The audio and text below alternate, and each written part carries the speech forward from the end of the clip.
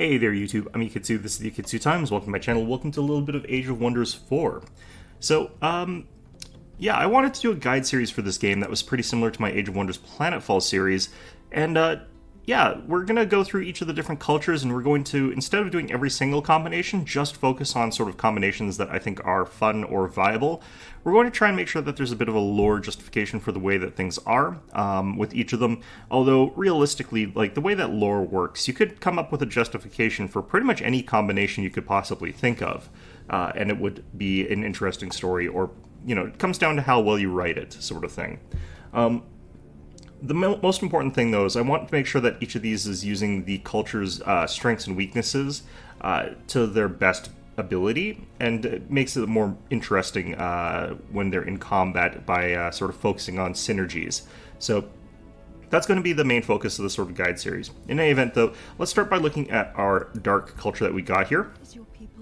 So, just as a brief overview of the Dark Culture, the Dark Culture has got bonuses to, basically they kind of have a city stability bonus in that they get to ignore the mechanic entirely. They don't get really bonuses because they're going to have so many penalties to city stability that they're never going to have positive stability. They don't take any of the economic penalties to it, and their cities can't revolt, basically. So, you get a bonus in that you get to ignore a mechanic. They get a lot of knowledge and magic generated from their unique structures, and they also get some gold and some draft as well. And then their special unit ability is Call of the Weak. This is actually deceptive. If you look at this overview, it might give you the impression that their units just have access to Call of the Weak. This gives you plus 20% damage to units who are weakened, and it also makes your units have regeneration. Now, this only actually applies to 3 of your units. This applies to your Dark Warrior, Dark Knight, and the Knight Guardian, or the Spearman. This means that you're actually looking at 2 bonuses for this faction. It's not that the other units don't have one. The Pursuer and the Warlock actually apply weaken stacks to enemies, and a weaken stack is minus 10% damage. This makes it so that this faction is in some ways the tankiest faction in the game, so long as you're capable of applying all those weakened stacks to all of the enemy units effectively. So what we're doing with this particular run-through is making ourselves tanky in sort of 3 different ways there. The first one is going to be we just make our units as tanky as we can be. The next way is that we're going to be doing a bunch of weakened stacks against the enemy units. And the last thing that we're going to be doing is a bit of morale, which is going to reduce enemy accuracy and crit rate, making it so that they're less likely to hit us. It also makes the enemy armies run away a lot faster if we got a little bit of morale on this build here. Now, the reason that this is an effective and good strategy for us in particular is because of that Call of the Weak regeneration ability. If our units are taking less damage than they're regenerating, then we're basically just staying at full health no matter what our opponent does to us. So we're going to be really doubling down and focusing on that element there, and making it so that our units are basically capable of topping themselves up by being on the offensive, rather than trying to be defensive or using support abilities. Now, the reason that I think that you want to go tanky for this is that, like, the less damage you're taking, the more likely it is that you're going to recover full health from your regeneration abilities. If you're taking, like, 100 damage, there's no way your regeneration lifesteal is going to keep up with that. So, to that end, let's take a look at our different body traits. Now, your physical form can be literally whatever you want. In this particular case, we're going for tough, but there are a bunch of good different options here. There's some traps as well. Quick reflexes is potentially an option, making it so that you're getting hit less by ranged attacks. If that's something that's happening a lot, that might be an option. Resilient, to get rid of those status effects. This is the effect that you want to avoid late game, because hit points become a little bit less important when things can instantly one-shot kill you. Then you've got Resistant, which is the same thing as Tough, but against magic attacks. Tough is just the most effective one in the early game. It's what we're going to take here. It stays relevant throughout the late game. It's just that all of the other ones sort of go up in value as time goes on. The one exception to Tough being useful in the early, mid, late game is if you're up against Mystic, in which case it's going to do virtually nothing because they do all magic damage, basically. So those are your options there. I think they're all equally valid. The ones that are traps are Bulwark. You don't want to take Bulwark because you're not going to want to be in defensive mode. You want to be attacking as much as possible to stack up Cull of the Weak regeneration as well as for lifesteal. It's going to make you actually more durable if you're not in defensive stance all the time. The next one is Hardy. Again, we want our defenses to be higher so that we take less damage. If we take less damage, that means that we have to regenerate less health to keep above the curve, and that's the point of it. We want to always make sure that our regeneration values are above the damage that we're taking. Extra hit points doesn't help us with that. We'll eventually die even if we have a lot of extra hit points if our defenses aren't high enough. So the next one, Mind Trait. We're taking Ferocious on this build. I think it's the most thematic of the different options there, but there's some other options that are viable here. Adaptable is just always good if you're going for units that are above Tier 1. Tier 1 units get to top tier level really, really quickly, so they don't need the experience points boost as much. But Tier 2 and Tier 3 units take a long time to get there, so this is a good way to sort of boost that if you want to. Defensive Tactics, I think, is also a viable one for what we're doing here, as well as Overwhelm Tactics. What we do not need is something like Tenacious, because we're not going to be worried about our penalties from casualties. Our units are going to overheal themselves to the point where you just heal back up to full health anyway. You're not going to actually be taking any penalties, even if you're on all temporary hit points. Overwhelm Tactics, I don't necessarily like this one for this build, because I don't feel it's very thematic, but it is also viable for what we're doing here. So for society traits, we're going to go with Mana Addicts. This gives us lifesteal when we cast a spell, and this is actually something that we're going to scale out of in the late game. Eventually, we're going to transition into using the Undead template, Major Race Transformation, which is going to turn us into things that have innate lifesteal. Depending on what we're up against, we might not need this, but it is a good idea to transition from Mana Addicts to Undead at some point. The reason is primarily Spelljammers. If you're on an enemy city, you're sieging it, and they've got a Spelljammer that's tucked away, hidden somewhere, you're going to get into a fight and you're not going to be able to actually cast any spells, and you're not going to be able to trigger Mana Addicts. So that's going to cause you a lot of problems at that point in time, because you're going to be taking -5 morale at the end of each of your turns, and you're not going to have your lifesteal. So this is great for the early and mid game, and it lets us sort of use the same abilities that we would have later game once we become whites. I also think that this is a thematic choice for us, and we'll sort of go over the lore of this later, but I do think that this works well with the lore. The next one that we're taking is Runesmiths. This again is just also a bit of a fluff choice, but also it's just a generally all-around good ability. Unit enchantments cost -30% upkeep, makes it so you can sustain a lot more enchantments a lot more effectively, and unit enchantment research costing less to unlock is also really, really good for us. Being able to sort of have those unit enchantments as cheaper options makes it so that whenever we see a tech choice where we've got 3 different technologies that are randomly available, and I don't really care about any of them too much, I just want to get to the next tome really quickly, you just pick a discounted technology, get through it really quickly, and then get to the stuff that's in the new tome really fast. It lets you sort of go through tomes that might not have the best options for you, but has one really key option that you need to take a little bit more effectively and a little bit more quickly. And also, I do think that this one is also a little bit thematic for what we're going for here. We've got basically the two sort of paths that use magic to sort of juice ourselves up as a faction here, because we're playing a group that is sort of built around that sort of mentality of achieving a kind of physical perfection through the use of magic. Choose your first tome. For our first tome, we're choosing the Tome of Enchantment. Primarily, we really need Awakened Tools and we need Seeker Arrows. Those are the two that we actually really need. The thing about this is because we're getting that -30% on cost, we also get through like these 2 other techs if we get them like really, really quickly. So even if I don't want Spell Temper Shields because I can't use it, and I don't really care that much about Sundering Blades, even though it is useful for us, I can actually just research those really fast and then get myself out of this tome so that I can get to the next one really, really quickly. And again, having 2 spells that you need for a build is pretty good. Usually, most tomes only have like 2 spells that I really care about for any given build, maybe even only 1. The next tome that we're going to be taking is the Tome of Souls. That's just to get us access to Soul Harvest. We need to get our soul economy rolling here. And what we want to have is Soulbind Army. Soulfire is also a pretty decent spell, which I quite like using. Soul Overflow is also actually a decent one for us, because if we're going for a lot of lifesteal, we can actually regen over our base hit point value. So gaining 20 max hit points is actually a little bit better for us than it is for a lot of other people. And getting rid of negative status effects is also something that can happen as an important thing. So Soul Overflow can be a really important buff ability for us sometimes.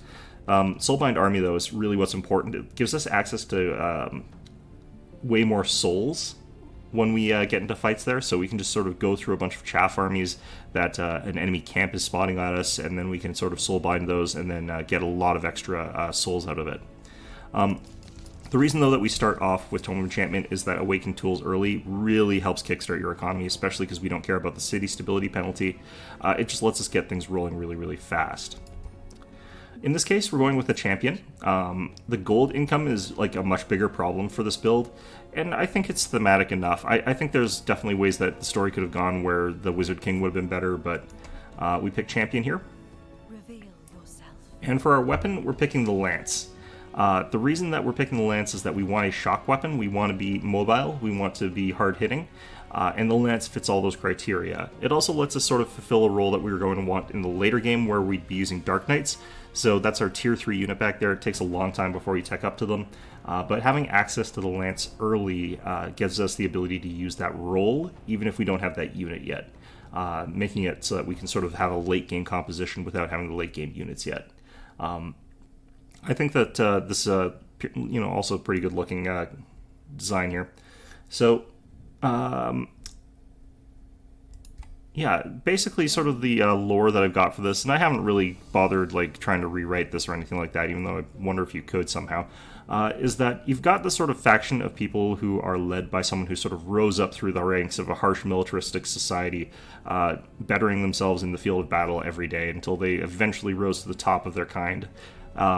And under her leadership, they're trying to always become more and more and more powerful through the use of magic. So minor race transformations are abundant, unit enchantments are abundant, just to forge themselves into like the perfect fighting machines that sort of inevitably and inexorably grind down their opponents through sheer grit and determination.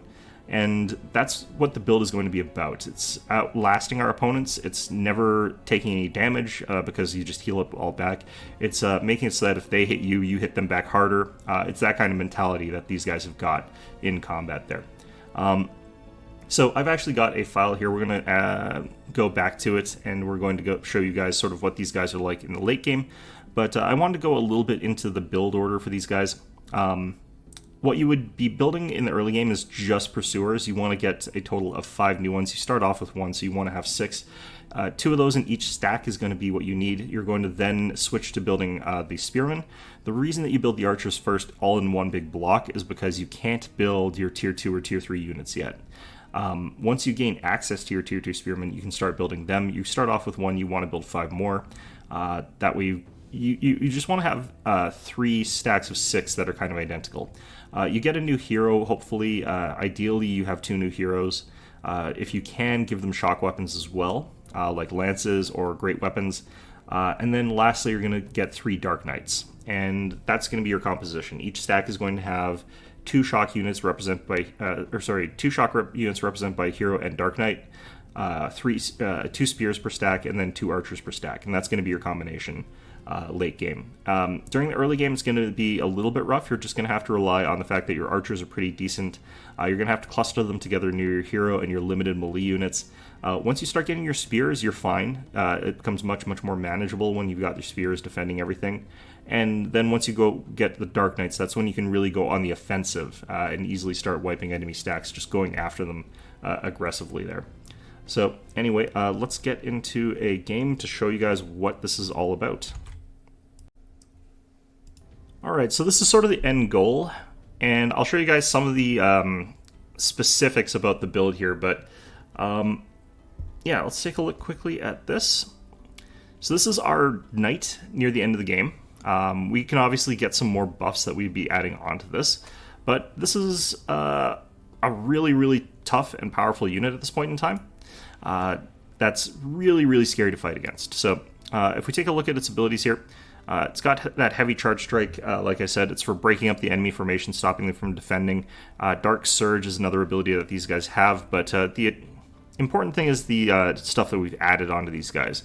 First of all, he's undead, which means that he lifesteals and he's got the ability to be brought back through certain necromancy and abilities like that. We haven't really lent into that because we expect our units to not die in the first place. So resurrecting them is sort of like a sign of weakness, I think. But we have 9 defense. It will get up to 10 later. This means that we reduce physical damage by 61%, which is an absolutely crazy amount to reduce it by.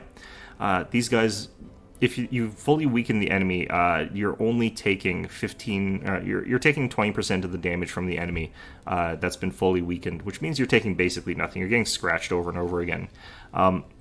They've got 6 resistance, and they've got much less against certain elements, specifically spirit. But even in that instance, they're negating 19% of the damage from spirit. Now, they also have adaptive armor, which gives them bolstered resistance, which means that they can have up to a total of 11 resistance if they've got max stacks. And since they're healing back health, they're actually much more likely to survive getting up to max stacks of bolster. A lot of the times you have units getting hit by stuff, they're getting bolstered, and they get murdered because, by the time you've ramped up to full stacks, you've been hit by 5 different enemies. That's usually enough to take someone down, not necessarily with these guys. They've still got the Attunement Mana Addicted, but we completely ignore that at this point in time. It really doesn't do anything for us. Cruel Weaponry is just something that we're using to take advantage of the fact that usually our enemies get pretty low morale, plus 30% damage is quite a bit. Obviously, we have Kola, Weak, and Ferocious. Those are just things we started with. We've researched Earthkin. Joy Siphoners, this is something that steals morale, so our units become better in terms of morale, and the enemy becomes lower in morale just by fighting us. Magical Wards, this gives us some resistances to different elements there. It makes it so that we're a little bit more durable against that magic damage. This cavalry units for this particular general are immune to mind control. It's not an innate thing or it's not a research thing. They're immune to morale effects, which is a bit unfortunate in some ways because, we would like to be able to get positive morale, but either way, we've researched Steel Skin. This gives us that extra defense, gives us extra blight resistance, and unfortunately lowers our lightning resistance. We've got Super Growth. +1 retaliation attack is super important there, and +10 hit points is certainly nice. That extra retaliation attack, though, on this kind of unit is really, really broken. Normally, if we have just a regular sword unit or something like that has 3 attacks that deal 10 damage or something like that, you would get hit by the enemy, you retaliate back and deal 10 damage. This guy gets hit, retaliates with his heavy charge strike, and does 29 damage, except it's more than that because we got Ferocious. So we actually deal a whole bunch of damage. So getting an extra retaliation attack on something like a Dark Knight is actually stronger than it is getting on any other kind of unit. Because even if you add +1 retaliation on a spear unit, you're getting an extra damage attack with 17. So yeah, you can get a whole bunch of retaliation attacks on a polearm unit, but they're doing a lot less damage. Getting it on a shock unit just is really, really, really, really strong, which is why you normally can't get very many of those. By contrast, our polearm unit is focused around having lots of retaliation strikes. The fact that he's white means that if he gets attacked 3 times, the polearm unit, our Night Guard, attacks back 3 times, regenerating health each time he hits. So you attack him 3 times, if you're doing 5 damage or less, he actually doesn't lose health. He'll be gaining back health at the same rate that you're dealing it, meaning that he just sort of ends off with whatever damage your last hit did to him. Very, very powerful effect here, very powerful unit in that sort of role. Our archers here, they don't get as much benefit from all the stuff that we've been taking. They are still pretty durable for an archer-type unit, but they are by far our most fragile sort of element here. The main thing is that they have amplified arrows, and that they've got seeker arrows. This gives them the ability to hit enemies a little bit more consistently, or a little bit more easily, but more importantly, to hit 2 different enemies. If you're sort of stacking up weakness, being able to hit double the number of targets through amplified arrows is just really, really powerful. It makes it so that our units all survive way longer. So that's what our stacks look like. Unfortunately, this particular hero I was never able to find another shock weapon for, but he still does some stuff relatively okay, mostly focusing on the defensive support abilities and the offensive support abilities. So that's what our late game composition looks like. As you can see, our other stacks look basically the same. Different leader, same sort of units. And that's kind of what we want to have going on here. I can't click on these things here. This is our leader stack, same thing. The knights, as you can see, don't really have full chevrons of experience. You're going to have those if you go in a larger map and have a longer game. But let's just go ahead and take a look at what this looks like in practice here. So these guys are mystics. They are going to punch through us a little bit. If this game was going further, what we would go for is the gilded trait, which makes that we're more magic resistant. Our units basically become made out of gold or whatever, and they become a little bit more resistant against magic. That would bring us up to, I believe, resistance 8 and resistance 7 on our primary melee units and resistance 3 on our archers. All of which would be very, very good for making us more tanky against this kind of faction. But that's a tier 4 tech. We haven't really got there quite yet. So I'm not going to do the whole battle here. I don't think there's really a huge point to that. But what we're trying to do here is primarily just show off like what exactly we're capable of doing here, what the synergies are. It's casting double spells on me here. Or no, that's not what channel power does. Oh, game is crashing here. There we go. So 9 damage from like a hero hit. That's, you know, quite a bit. We got bolstered resistance as a result of that. We're going to get bolstered resistance on this guy here as he keeps getting hit by this guy. What is going on with my computer? Probably just a little bit too big of a... Oh, it's trying to save. While it's going through this. Okay. Hold on a second. I'm just going to try something here. Okay, it seems to have stabilized whatever the heck that was. Anyway, as you can see, we've taken a little bit of damage with our units, so on and so forth. Sure, fine. Anyway, let's go ahead and start working on this. So our goals primarily near the start here in a fight are to basically spread out a bunch of weakened stacks. So we can go ahead and fire here. It's going to cause lifesteal on these guys. As you can see, they're now full health again. We got our generals here. Let's just... contemplating running up with this guy and just doing this. I think that might be okay. Those are just evokers. These guys are also now full health. And have regeneration. It's not just that they're full health, they also have regeneration. Leader here, let's just have him pop that.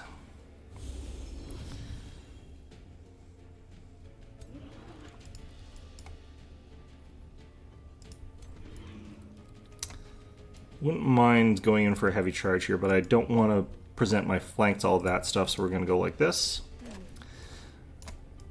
Problem with these siege attacks is that you're usually exposing yourself to a lot of fire for the first little bit there in a way that you can't really defend against. But it shouldn't matter, like we're just not going to be able to take damage.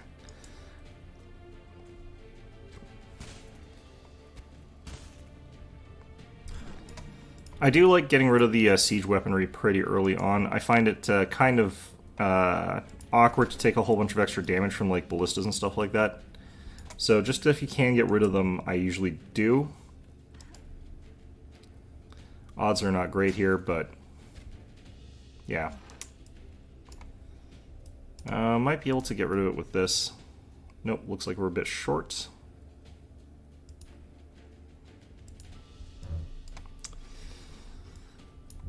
I don't think it's worth it. Generally speaking, you want your opponent to be drawn towards you in the early parts of the game.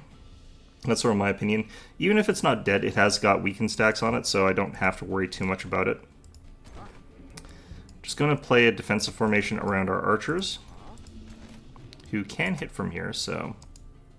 Again, we just drop stacks of weakened on our opponents there.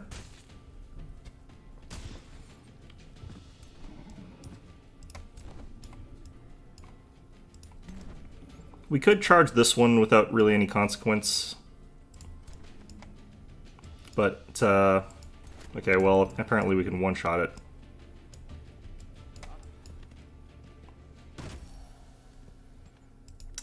Those knights, just that mobility, that hard-hitting nature. Very, very powerful. Always try and incorporate some of that sort of stuff into your armies when you can. Something that hits hard, basically, and something that knocks people out of defense stance.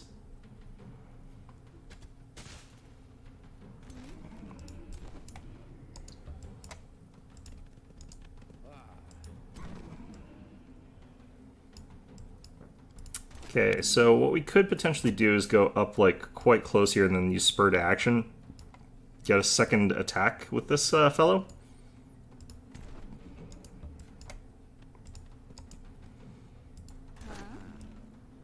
Or since this is mounted, I could actually go ahead and use spur to action on the pikes that I've got set up there.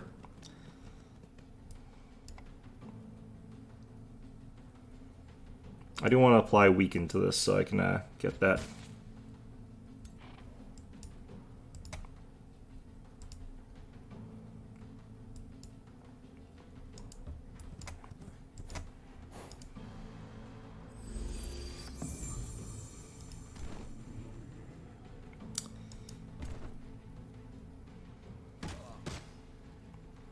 Give us that regeneration there. We're taking bleed, but we are regenerating, so it kind of doesn't matter that much.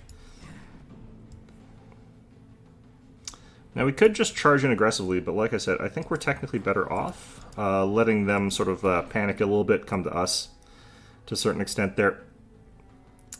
I don't care enough about those guys.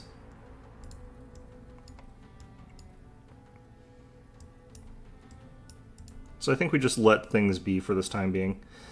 We don't have the best demonstration this turn of what we can do, and I'm not sure if we will, because they don't have a ton of melee units.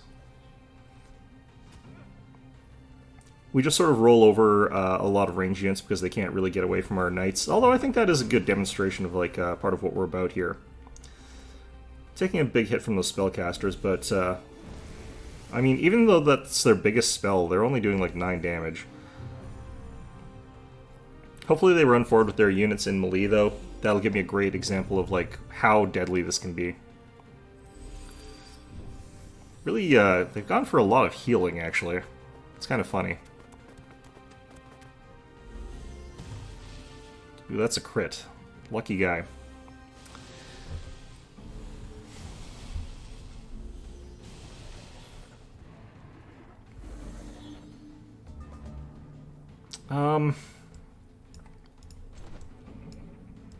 I mean, I'm not super happy about the fact that he's just not charging into melee here, but I mean, there's not a ton of point for him doing it, so I can kind of see why. The problem with that is, though, I actually am out shooting him because we're regenerating all that health. So we're not actually taking any damage, and he is, so...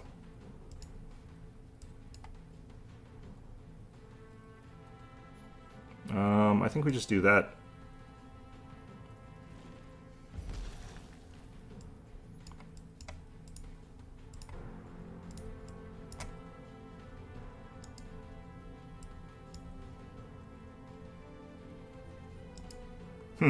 Interesting.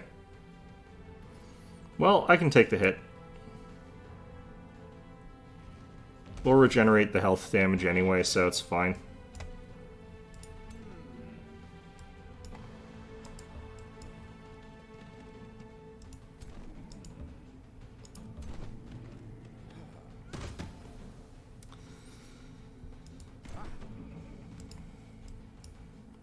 Well, we don't have Call the Weak available here.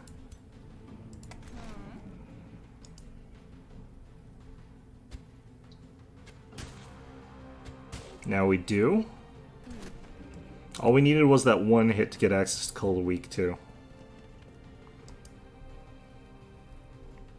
Still, good idea to get as many stacks on there as we can, so...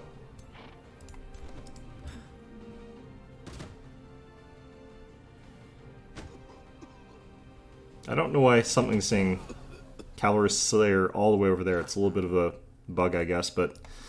Alright, he gets to come back. That's fine. Gets to die again. Our units are still full health.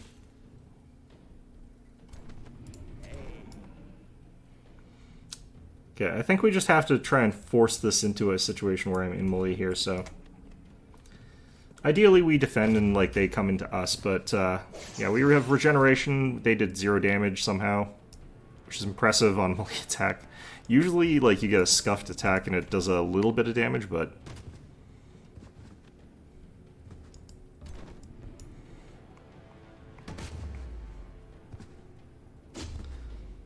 they get like the 2 damage graze there. We heal back all that damage.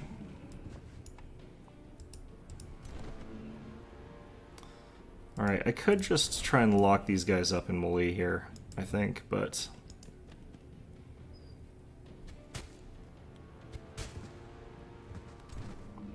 try and make sure that we kill this hero here. This guy's a range hero, right? Yeah.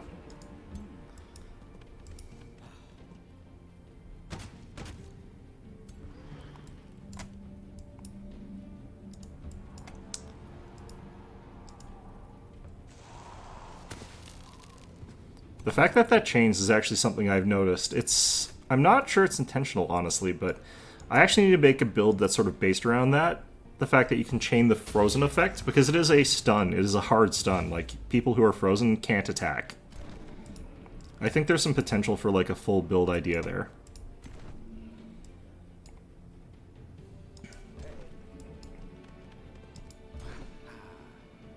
Oops, that was the wrong thing I attacked. Ah, well.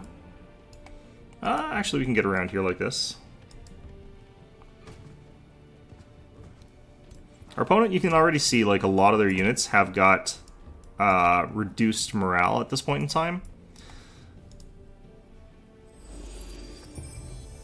That low morale means that they're scuffing their attacks more often, makes us better defended, makes us better off all around.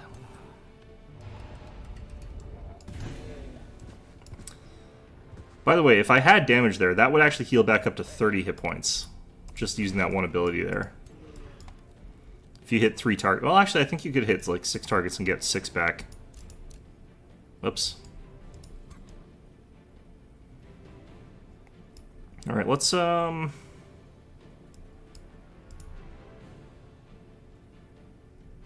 don't really have much to do here.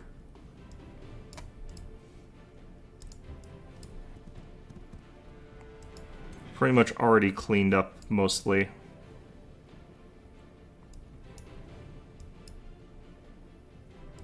I think we go for a big hit here. Then we'll be able to ride him down a bit. So anyway, that's kind of what our units look like here. I'm not sure we're going to get... here we go. Yeah, so he's attacking, he attacks us, we take 5 damage. We attack him, we take less damage. We attack him a 3rd time. So he attacks us 3 times, we attack him 3 times. And he actually does more damage to himself and forces his army to rout from attacking us.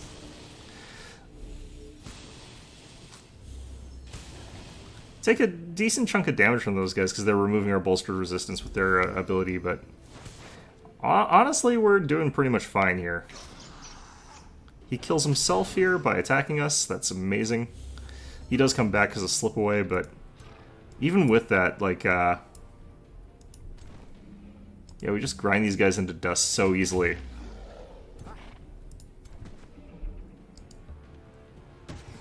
Hit there, we get a lot of our health back. Not all of it, but, you know. Need those retaliation attacks to truly gain back all of our health. Come on, let me click on the thing.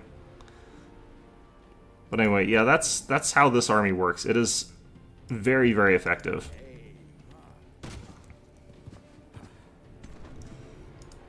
Because they're low morale, they're taking like all this extra damage. That's why it's so high. Like, it's not normally like 50 damage or whatever. It's usually less than that, but can't deny the effectiveness of this. So that's literally the game won. Yeah, it's a really strong combination. It's a really strong playstyle. It rolls over the AI even if you're using it like auto-resolve, so you can just sort of bully your way straight through like pretty much any enemy composition with this, I find. So yeah, that's going to be our episode on this particular build. Hope you found this one enjoyable, and of course, as always, hope to see you guys all next time.